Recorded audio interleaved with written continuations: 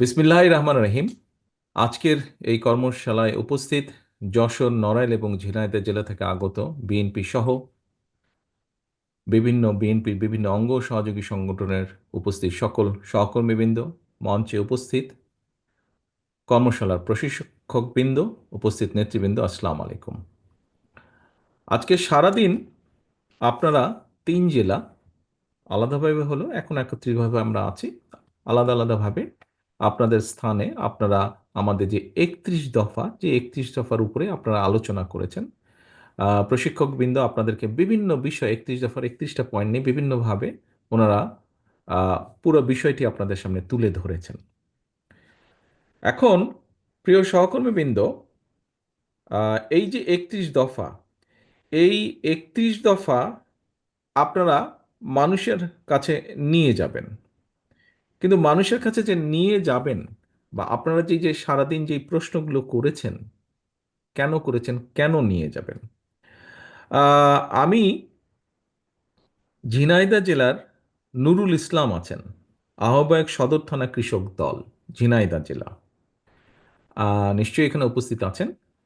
ঝিনাইদহ জেলায় মাইকটি যার কাছে আছে, ভাই ওই মাইকটি একটু ওনার কাছে দাও, নুরুল ইসলামের কাছে, কৃষক দলের নুরুল ইসলাম পাটোয়ারি, মাইকটা ওনার কাছে দাও।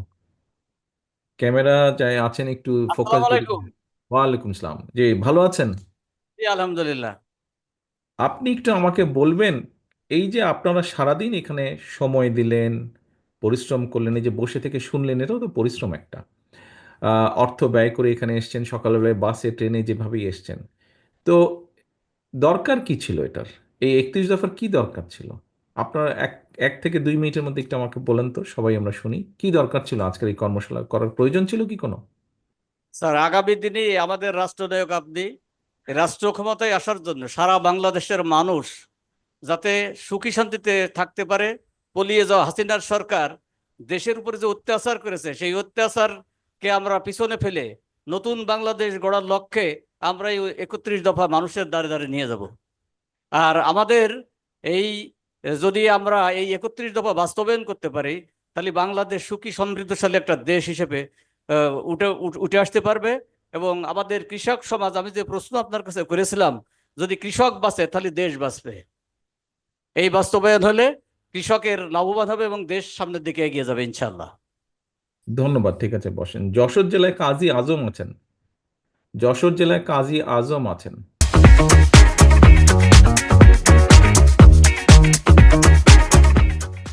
কাজী আজম যশোর জেলায়, দয়া করে মাইকটা তার হাতে দিতে হবে। আছে কি কাজী আজম? আসসালামু আলাইকুম। জি, সালাম আলাইকুম। আচ্ছা, আমরা আহ, আমাদের নূর ইসলামের কাছে শুনলাম, উনি বললেন যে আমরা যেগুলা করেছি এগুলা মানুষের কাছে নিয়ে যাব, এরকম ভাবে উনি বলেছেন 31 দফা। তো তাহলে তো আমরা কেন্দ্র থেকে আপনাদেরকে লিফলেট পাঠিয়ে দিলেই হতো, বা এরকম বই আরো বেশি কিছু দিয়ে দিলেই হতো, কিন্তু সারাদিন ব্যাপী কর্মশালা করার প্রয়োজনটা কি তাহলে? ধন্যবাদ মাননীয় নেতা।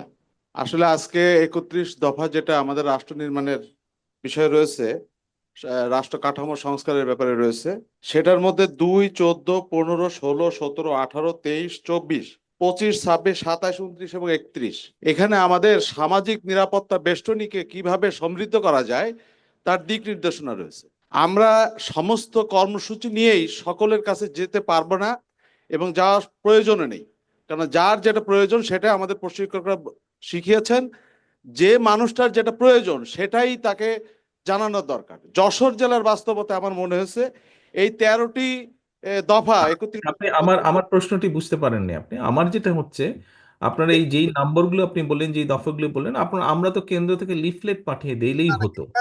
এইটা আপনারা এইটা অলরেডি আমরা আমাদের নেতা অনিন্দ ইসলাম অমিতের নেতৃত্বে বিভিন্ন জায়গায় আমরা সমাবেশ করছি, আলোচনা করছি, উঠান বৈঠক করছি এবং নারী সমাবেশ করছি, আপনারা সেখানে এই করছেন, সেটা পৌঁছায় তো দিই। আপনারা করছেন, কিন্তু সেটা আপনারা করছেন, সেটা আহ্বায়ক সাহেব উনিও বলেছেন ওনার বক্তব্যে আপনারা করছেন, কিন্তু বিষয়টা হচ্ছে এই অনুষ্ঠানটি আজকে করার কি প্রয়োজন ছিল? আপনি তো করছেনই আপনার ওয়ার্ডে ওয়ার্ডেতে, আজকের এই অনুষ্ঠানটা করার কোনো দরকার ছিল কি? অবশ্যই ছিল। ছিল এ কারণে যে আমরা এই মেসেজটা কিভাবে পৌঁছাতে পারি তার কর্মকৌশলটা আসলে আমাদের এখানে সবচেয়ে উপযুক্ত ভাবে শেখানো হয়েছে এবং সেই বাহ, কর্মকৌশল উত্তরগুলো এখানে নির্ধারণ করা হয়েছে এবং এটা একটা প্রেসক্রাইব ফর্মুলা হবে যেটা আমরা সব জায়গায় একই ভাষায় একইভাবে আমরা ছড়িয়ে দিতে পারবো। আচ্ছা, ধন্যবাদ, বসেন। ওহিদুজ্জামান নীলু, সাধারণ সম্পাদক, কালিয়া উপজেলা। ওহিদুজ্জামান নীলু, কালিয়া উপজেলার সাধারণ সম্পাদক। জি, নীলু, আপনি একটা প্রশ্ন করেছিলেন, আবার আপনার কাছেই ফিরে আসলাম। আমার প্রশ্নটি হচ্ছে, আপনারা যেই প্রশ্নগুলো আমাদেরকে করেছেন বা আমাকে করেছেন, আমি আসার আগে আপনারা প্রশিক্ষকবৃন্দ যারা ঢাকা থেকে এসেছেন তাদেরকে আপনারা প্রশ্নগুলো করেছেন। তো এখন আমার কথা হচ্ছে যে এই প্রশ্নগুলো কি শুধুমাত্র আপনাদেরই প্রশ্ন, না আপনারা এই প্রশ্নগুলো কারো কাছ থেকে জেনেছেন, কারো জিজ্ঞাসার মাধ্যমে আপনারা এই প্রশ্নগুলো করেছেন? ধন্যবাদ প্রিয় নেতা। আজকে আমরা এই যে কর্মশালায় উপস্থিত হয়েছি, বাইরে, কর্মশিক্ষা আপনি আপনি এই প্রশ্ন যেগুলা নেতৃবৃন্দ আপনারা যারা প্রশ্ন করেছেন, এটা কি আপনারই প্রশ্ন, না এই প্রশ্নের পেছনে আরো মানুষ আছে? শুধু ইয়েস নো এইভাবে কিছু একটা বলেন এই শর্টকাট। প্রশ্নের পিছনে আরো মানুষ আছে। তারা তারা জনগণ, কোন দেশের জনগণ?